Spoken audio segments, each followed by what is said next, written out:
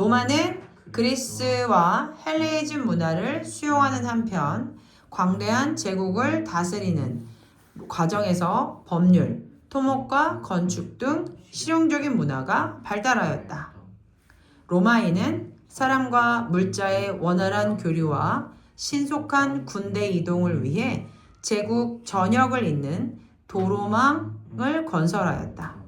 또한 도시에 물을 공급하고 하수를 내보내기 위한 상하수도 시설을 만들었으며 또한 도시 곳곳에 개선문, 원형 경기장, 콜로세움, 그리고 공중 목욕탕 등을 세웠다. 로마는 거대한 제국을 효율적으로 통치하기 위한 법률 제정에 힘을 쏟았다. 그 결과 공화정 초기에 12표법이 제정된 이후 로마 시민에 적용되는 시민법이 만들어졌다. 그러다 제국이 확장되면서 로마 제국의 모든 민족에게 적용되는 만민법으로 확대가 되었다. 이러한 로마의 법률은 6세기 비잔티움 제국의 유스티니아누스 법전으로 집대성되었다. 이렇게 되어 있습니다. 옆에 왼쪽에 이제야 거기 보면 12표법 보이니? 네, 왼쪽에 그 표요. 맞아요. 네, 12표법. 그 다음에 무슨 법이에요? 시민법. 그 다음에 무슨 법이에요? 만민법. 이게 로마의 법이에요. 혹시 그런 말 들어본 적 있어요? 로마에 가면 로마법을 따라라. 들어본 적 있죠? 왜 그런 말이 나왔는지 아세요? 로마에서는 법이 굉장히 빨리 발달했어요. 네. 그래서 로마의 12표법이라고 한다라는 건 누가 만든 거냐면요. 우리 친구들 혹시 저기 기억나요? 그라쿠스 형제? 그라쿠스 형제가 출신이 어디 출신이죠? 네. 평민이었는데 누구 대표였냐면 평민들의 대표인? 네. 평민, 맞아요. 호민관이에요. 좋아요. 그래서 이 12표법은 호민관들이 만든 거예요. 이 12표법은요. 호민관이랑 평민들이 만든 게 맨 처음에 무슨 법이에요? 12표법이에요. 그리고 나서 12표법이 만들어졌고 그 다음에 이 로마 시민들에 대해서 모두 적용되는 법이 뭐예요? 시민법. 발전한 거예요. 12표법은 누가 만들었다고요? 호민관들이 만들었다고요. 그리고 나서 시민법은 모든 로마에 있는 시민들이 다 적용되는 무슨 법? 시민법. 근데 만민법은 뭘까요? 로마 제국의 모든 민족. 그러면 로마 제국이라고 한다고 하면은 이제는 어떻게 생각해? 로마 제국이 누구야? 로마인들이 맞아. 점령했던 모든 백성들.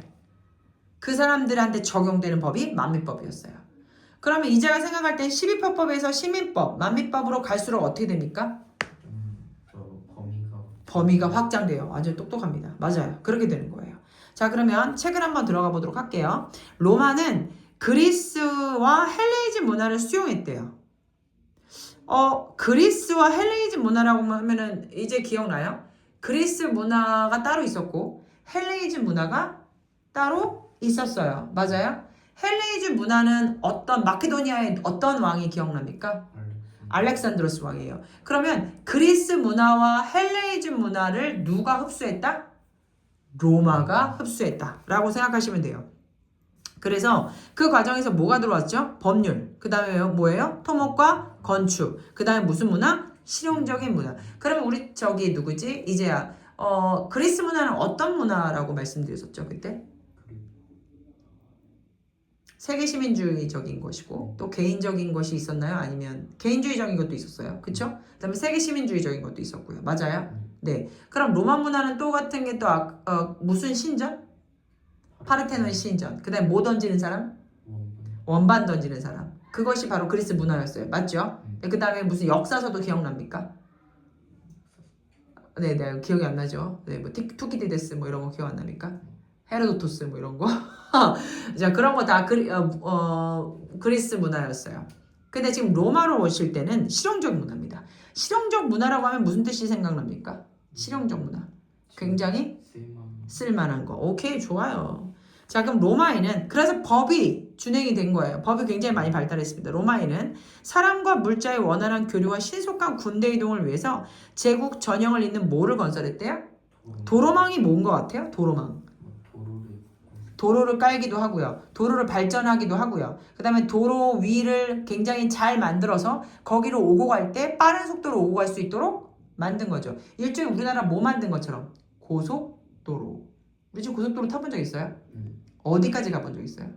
부산, 경주, 포항, 울산. 가본 적 있어요? 그리고 포항도 가본 적 있죠. 그러면 거기 갈 때마다 우리 국도로 가는 게 아니라 고속도로 타고 가는 거 아시죠? 왜 고속도로 타는지 아세요?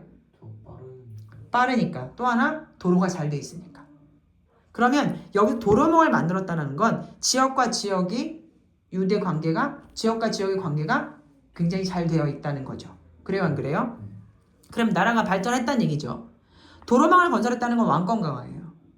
왕권의 어떤 권력이 강했다는 이야기입니다. 그리고 그 다음 볼게요. 도시에 물을 공급했대요. 도시에 물을 공급하는 게 중요해요, 안 중요해요? 중요해요. 그리고 하수를 내보낸데 하수가 뭐니 이제야? 하수. 넌 내 하수야. 그거 말고. 맞아. 하수구. 기억나시죠? 그러면 이제야 네가 집에 가서 화장실 가고 손 닦고 샤워하고 이런 모든 물들은 어디로 빠져나가냐면 하수로 빠져나가요. 그쵸? 그러면 그 물을 모아놓을까요? 또 쓰게? 근데 모아놔요. 대한민국은. 그래서 다시 뭐합니까?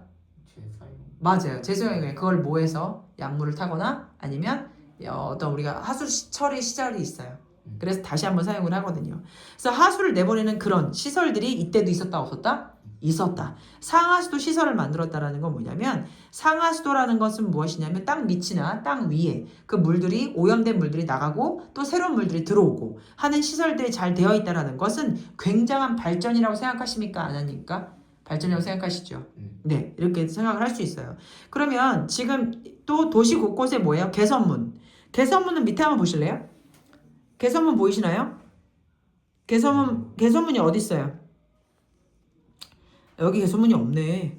지금 맨 밑에 보시면 수도교예요, 이게. 수도교고 옆에 콜로세움 보이세요? 네, 그 다음에 옆에 보면 공중목욕탕인데요. 지금 이 원형 경기 개선문이 곳곳에 예전에는 나왔었었는데 지금 보이니까 개선문은 안 보이네요. 개선문은 안 배우는데 뭐 배우냐면 콜로세움 보이세요? 네, 콜로세움은요 바로 5만 명을 수용할 수 있는 큰 규모의 경기장이에요. 대단하지 않니? 이 시기 때가 로마 시대 때가 얘들아 고대 문명이야. 우리나라로 보면 고구려 백제 신라야. 근데 이때는 얘네들이 뭘 했다? 상하수도 시설. 그 다음에 원형 경기장. 개선문이라고 하는 건 동대문 이런 것처럼 문을 세운 거야. 공중 목욕탕도 세웠어. 공중 목욕탕. 공중 목욕탕에서 뭐 하겠니? 온천하는 거야. 목욕하는 거야. 대단하지 않니? 그러니까 로마가 굉장히 발달했다는 걸 알 수가 있어요? 없어요? 있습니다. 네. 자, 이렇게 다시 책으로 올라갈게요. 공중 목욕탕을 세웠다라고 되어 있습니다. 또한 로마는 거대한 제국을 효율적으로 통치하기 위해서 뭐를 만들었다? 법률 제정. 그 법률 제정의 첫 번째가 12표법에서 무슨 법으로? 시민법. 그리고 만민법입니다. 12표법은요. 로마 최초의 성문법이에요.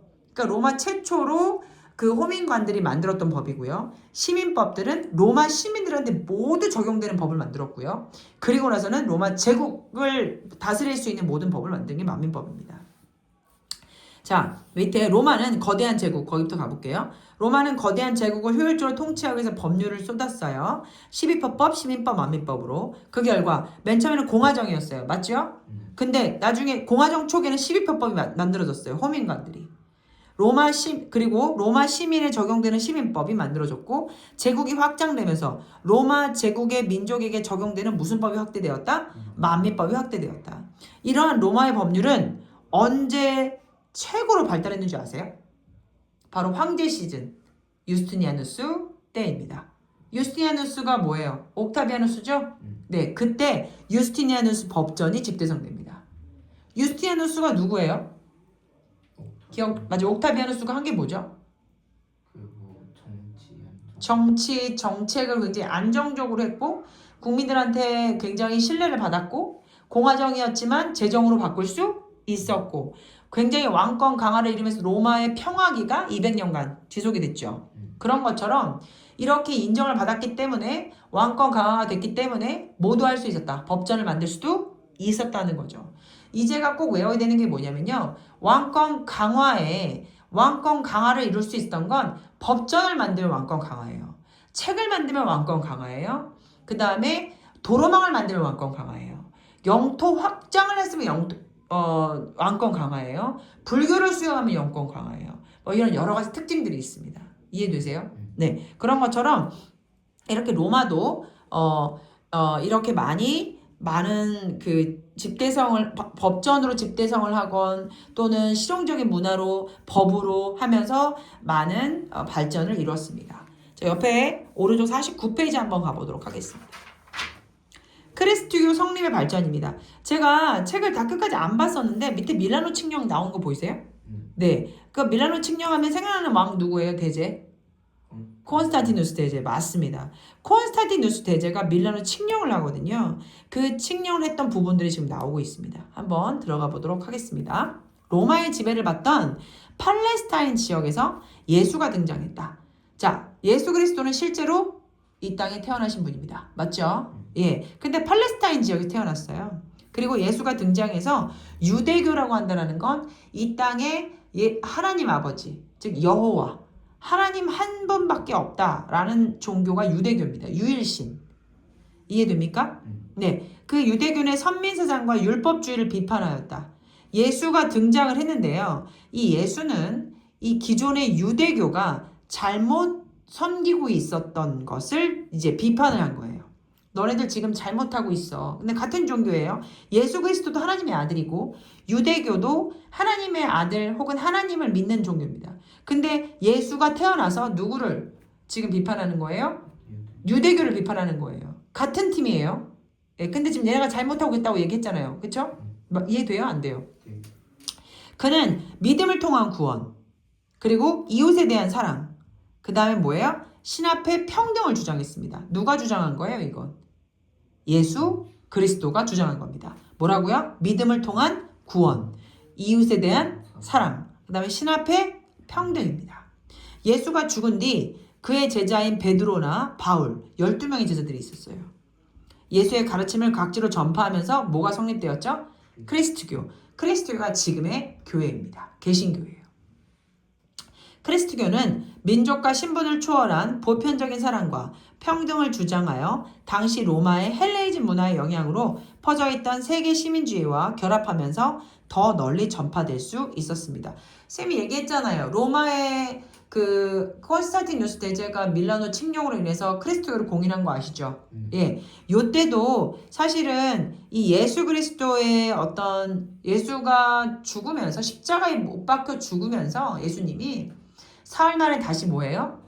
부활한 걸 확인할 수 있는 건 십자가에 못 박힌 몸으로 죽었다가 다시 살아나서 그러니까 죽은 몸을 확인할 수가 없었어요. 무덤에 갔는데 없었어요. 실제로 있었던 일이에요. 성경책에 나옵니다. 그리고 나서 도마라는 제자가 있었는데 예수님이 십자가에 못 박힌 거는 이해하지만 다시 살아난 걸 잊지를 못했어요. 근데 십자가에 못 박힌 그 모습을 갖고요. 다시 살아나신 뒤 도마한테 가요. 그리고 도마한테 가서 자, 내 십자가에 못 박힌 손 좀 봐봐 하고 보여줘요. 그리고 내 창으로 찔린 거, 발 다 보여줘요. 도마한테. 실제로 있었던 일이에요. 그리고 나서는 도마가 그때 나서부터 믿어요. 그래서 성경책에 뭐라고 나와 있냐면 도마는 내 손을 보고 믿었지만 이것을 보지도 않고 믿는 너희들이 복되다. 다른 사람들이. 꼭 봐야지 믿는 사람들이 있거든요. 근데 이제 그게 뭐 잘못했다는 건 아니지만 그 종교가 그 베드로나 바울이나 다 순교했거든요. 순교했다는 건 뭐냐면 예수님을 믿었기 때문이고 예수님이 올라가시면서 이 제자들이 불안해했어요. 예수님 어디 가요? 우리 놔두고 어디 가요? 그러면서 그런 얘기를 해요. 나는 올라가지만 너희들이 나를 의지할 수 있는 성령을 내가 주겠다. 그 성령이 뭐냐면 예수 그리스도의 영이에요. 우리 이제한테는 선생님이 얘기해주고 싶은 게 뭐냐면 사람은요 영혼 육이 있어요. 육이 있죠. 네, 혼이 있어요. 혼이 빠져나갔다는 소리 들어본 적 있어요? 없어요? 죽으면요 혼이 빠져나가요. 그리고요 영이라는 공간이 우리 몸 안에 있어요. 이 머리나 몸 안에 어디 있는지 모르겠어요.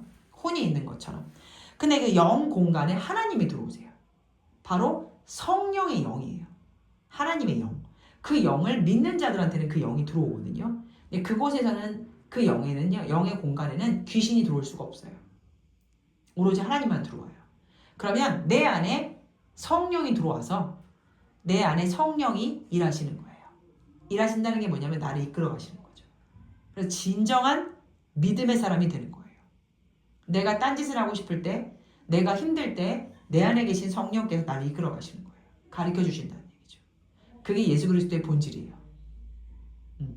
그래서 여기 나와 있는 거예요. 그게 나와 있는 건데 볼게요. 그리스도교는 민족과 신분을 초월한 보편적인 사랑, 평등을 주장하여 당시 로마의 헬레니즘 문화의 영향으로 퍼져있던 세계 시민주의와 결합해서 더 널리 전파될 수 있었다라고 돼 있어요. 거기 카타콤 보이세요? 카타콤? 네, 카타콤은 뭐냐면요, 좁은 통로로 되어 있고 그 다음에 지하 공동 묘지고요. 로마 시대 때 그리스도교도들이 박해를 피해서 이곳에 모여서 예배를 드렸대요. 그거 아세요? 이 로마의 이 유대교 팔레스타인 이 지역 사람들이요, 로마의 식민지였어요. 그래서 로마 사람들이 얘네들을 먹을 때 얘네들이 예수 그리스도를 믿고 있는 거를 탄압했어요. 그래서 지하에 들어가서 기도하고 예배하고 그다음에 얘네들을 막 나와서 죽이고 그랬어요, 로마 애들이. 근데 그 지하에서 모았던 곳이에요. 기도했던 곳이에요. 예배드렸던 곳. 그게 카타콤이에요. 카타콤. 실제로 있어요. 지금도 가면. 로마는 처음에 크리스트교를 용인했어요. 용인했다는 게 무슨 말인지 아세요? 용인. 인정했다는 거예요. 저스트 인정. 그래, 니네 종교 인정해줄게. 근데 공인은 안 해. 뭔 말인지 알아? 유일신을 숭배하는 크리스트교도들이 로마의 전통적 신들과 황제 숭배를 거부했어요. 그러니까 크리스트교들은 누구만 믿는 거예요? 하나님만 믿는 거잖아요. 예수님만 믿는 거거든요. 하나님의 아들이 예수님이에요. 그래서 전통적 신들과 이 황제 숭배를 거부하니까 로마 애들이 크리스트교를 박해한 거예요. 너네 로마는 황제잖아요. 유스티니아누스처럼. 걔네들을 안 믿고 예수 그리스도를 믿으니까, 하나님을 믿으니까 얘네들이 박해하는 거예요, 로마에서. 그래서 로마의 박해에도 크리스트교는 여성과 하층민, 소외된 사람들을 중심으로 교세가 확장이 됩니다. 결국 콘스탄티누스 대제는 밀라노 칙령으로 크리스토를 공인해요. 크리스토를 이제는 어떻게 한다고요? 공인한다는 건 뭐냐면 공식적으로 인정을 한다는 거예요. 밀라노 칙령이라는 건 뭐냐면 명령을 내리는 거예요. 칙령. 야 이제 이거 부탁 아니야. 명령이야. 니네들 이제부터 크리스토가 뭐야? 공식적으로 인정한다. 우리나라 국교야. 이렇게 인정해버리는 거예요. 그래서 4세기 말 로마의 국교가 됐어요. 대박. 그리고 크리스토교는 그리스 로마 문화와 함께 유럽 문화의 뭐가 됩니까? 기반이 됩니다. 그래서 역시 여전히 지금도 로마는요, 기독교 국가예요. 옆에 보세요. 밀라노 칙령 볼게요. 크리스토교도와 다른 모든 사람에게 그들이 원하는 종교를 믿을 수 있는 자유를 허락하기로 결정한 거예요. 그러니까 밀라노 칙령이라는 건 콘스탄티누스 대제가 한 건데, 니네들한테 종교의 자유를 줄 거고, 그리고 종교를 믿을 수 있는 자유를 줄 테니 카타콤처럼 거기 들어가서 안 해도 된다. 그리고 이건 이제 국교다. 국가의 종교다. 라고 얘기를 한 겁니다. 밑에 보실래요? 사도 바울이에요. 그리고 밑에 보실래요? 아리스토티테스라고 되어 있어요. 우리 친구 이제야 사도 바울은요, 지금으로 따지면 서울대학교 교수였어요. 근데 이 사람은 예수 그리스도를 안 믿었어요.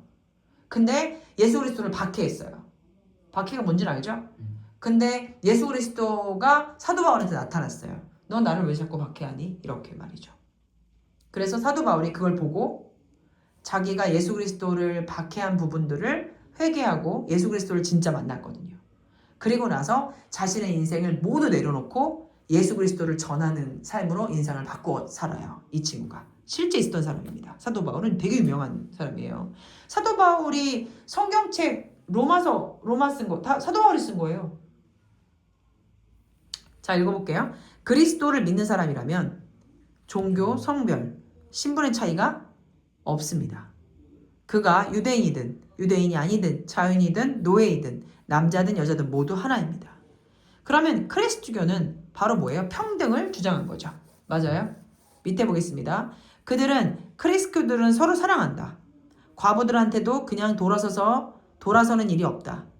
돌아선다는 얘기는 뭐냐면 신경 안 쓰고 니네가 살든 말든 혼자 살든 말든 이렇게 신경 안 쓰고 넘어가지 않고 사랑으로 그들을 다 이렇게 챙겨준다는 얘기예요. 고아들을 혹독하게 다루는 사람들로부터 구해내고 나그네를 보면 집으로 영접해서 형제처럼 대우해주고 왜냐하면 성령으로 난 형제들이라고 부르기 때문입니다. 쌤이 얘기한 거죠? 성령, 예수님의 영.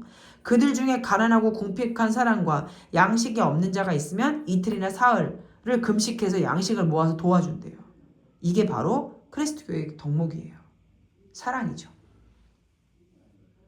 밑에 볼까요? 스스로 확인하기. 뭘까요? 모 형제는 자영농을 육성하는 개혁을 추진했다.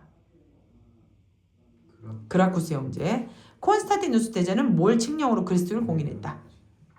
맞아요. 밀라노 칙령으로 공인.